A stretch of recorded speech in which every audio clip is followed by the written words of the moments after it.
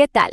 Hoy vamos a hablar del Ohm, esa unidad que mide la resistencia eléctrica y que debe su nombre al físico alemán Georg Ohm.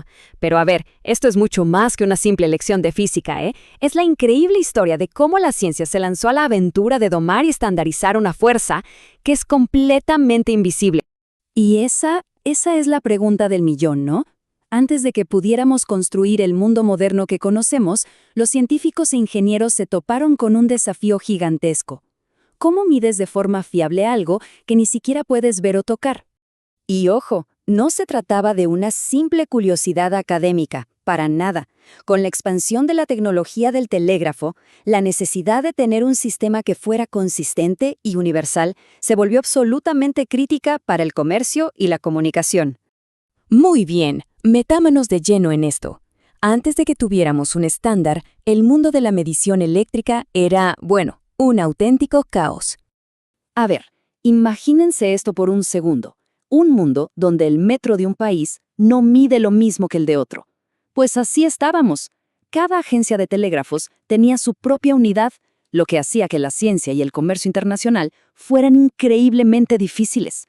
No había ningún tipo de coherencia. Y claro, frente a todo este desorden, la comunidad científica dijo, hasta aquí llegamos. Se pusieron una misión: crear un estándar internacional para la resistencia que todo el mundo pudiera usar y en el que se pudiera confiar. Y como se puede ver aquí, este camino, no fue para nada corto ni fácil. Tomó décadas de colaboración internacional y debates. La definición fue evolucionando, pasando de los primeros estándares físicos, que eran bastante curiosos, hasta llegar a una definición basada en las constantes del universo. Y fíjense en esto, que es buenísimo. Miren qué tan específicos y, la verdad, qué tan raros eran los primeros estándares. Se basaban en objetos físicos, un trocito de alambre de cobre, una cantidad específica de mercurio, incluso una milla de alambre de hierro. Eran increíblemente difíciles de reproducir con precisión. Y esta cita lo dice todo, ¿no? El sistema CGS, por cierto, era un sistema de unidades de la época basado en centímetros, gramos y segundos. La meta era la precisión, pero hasta los mejores científicos cometieron errores. Ese 1.3% puede que no suene a mucho, pero para la industria del telégrafo en plena expansión era un desastre. Esa pequeña diferencia podía arruinar una señal a lo largo de un cable transatlántico, convirtiendo mensajes cruciales para el comercio en puro ruido. Era una diferencia que tenía que ser corregida. Bueno, ya vimos toda la historia de esta búsqueda, pero entonces, ¿a qué llegamos? ¿Qué es exactamente un Ohm hoy en día? Ahí está, la definición oficial del sistema internacional. Lo crucial aquí es que el Ohm es como el puente que conecta tres conceptos fundamentales en electricidad: el voltaje, la corriente y la propia resistencia.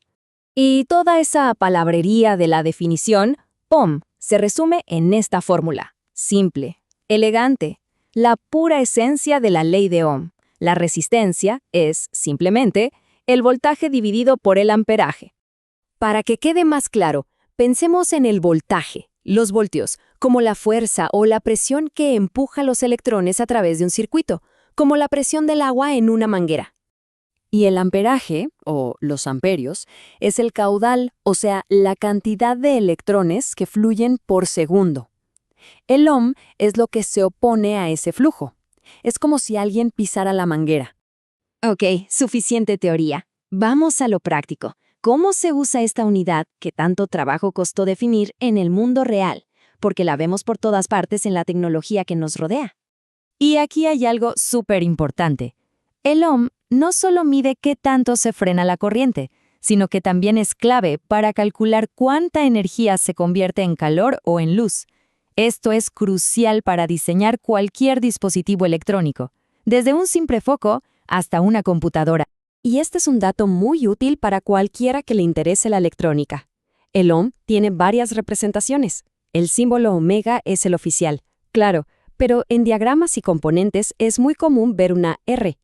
Y ese truco de escribir 5R6 para 5.6 ohms es una genialidad para asegurar que un pequeño punto decimal no se pierda en la impresión y arruine todo un circuito. Pero esperen, que la historia del ohm no terminó en 1948, ni de cerca. La ciencia de la medición dio un salto, literalmente un salto cuántico, para llegar a una definición todavía más precisa. Y esta comparación lo muestra perfecto. Miren la diferencia. Pasamos de un objeto físico, una delicada y variable columna de mercurio, a una definición basada en el efecto Hall cuántico, que, para no complicarnos, es un fenómeno que nos deja medir la resistencia con una precisión alucinante, basándose en el comportamiento de los electrones a nivel subatómico. Así, el Ohm moderno ya no depende de un artefacto que se pueda romper o alterar, sino de las constantes fundamentales del universo. Es un estándar verdaderamente universal e inmutable. Y esto nos deja con una pregunta fascinante. La historia del Ohm, desde esa frágil columna de mercurio hasta la física cuántica, es la crónica de nuestra capacidad para medir lo invisible, y es gracias a esa búsqueda incesante de precisión que hoy tenemos toda la tecnología que usamos, desde nuestras computadoras hasta los teléfonos en nuestros bolsillos. La pregunta entonces es, a medida que la ciencia avanza, ¿cuál será la próxima fuerza invisible que aprenderemos a medir?